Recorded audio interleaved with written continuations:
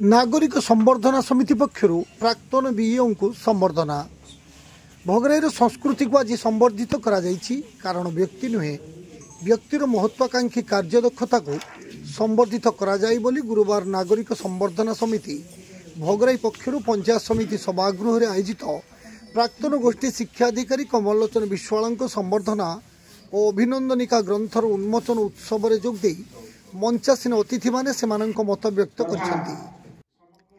समितिर सभापति नटरंजन घराई पौरोहित्य एने आयोजित सभारे मुख्य अतिथि भावे भोगराई विधायक तथा समितिर उपदेष्टा गौतम बुद्ध दास मुख्य वक्ता भाव में अन्यतम उपदेष्टा तथा भोगराई श्याम सुंदर संस्कृत महाविद्यालय अध्यक्ष डॉक्टर सतीश चंद्र पंडा सम्मानित अतिथि भावे समितिर उपदेष्टा तथा पंचायत समिति अध्यक्ष प्रवीर कुमार गिरी स्थानीय जिला परिषद सभ्य संतोष कुमार जेना भोगराई तहसीलदार तथा भारप्राप्त बीडीओ हिमांशु शेखर गिरी अतिरिक्त गोष्ठी शिक्षाधिकारिणी ज्योत्सना राणी पंडा प्रमुख जोगदे श्री विश्वाल कार्यदक्षता कर्तव्य परायणता और प्रशासनिक दक्षता को भूयसी प्रशंसा करते।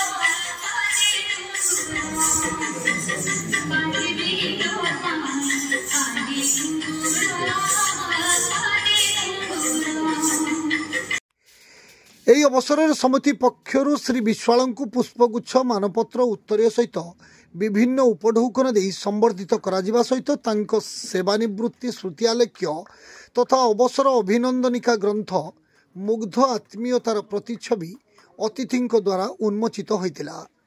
समितिर मुख्य संयोजक श्री कुमार घोष अतिथि को मंच आह्वान और परिचय प्रदान करथिया बेले संपादक शाश्वत कुमार जेना मानपत्र पाठ सहित समस्त को धन्यवाद अर्पण करथिले।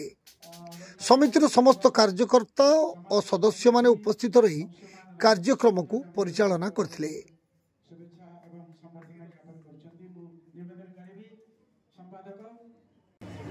शाश्वत कुमार जेना महोदय से मानपत्र पाठ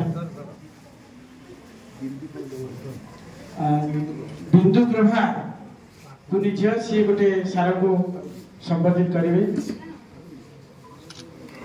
कलिंग पब्लिक स्कूल तरफ सहित आग को बढ़ुवा कलिंग पब्लिक स्कूल कर्मचारी माने शिक्षा कर्मचारी माने सेमाने सार को संबोधित कर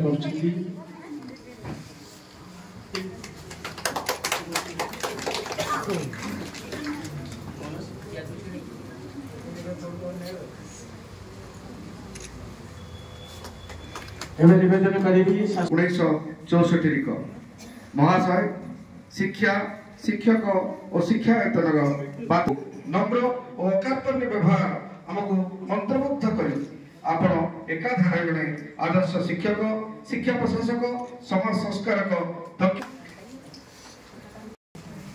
बालेश्वर जिला भोगराई स्वरित सपन पंडा रिपोर्ट जीटीवी ओडिया।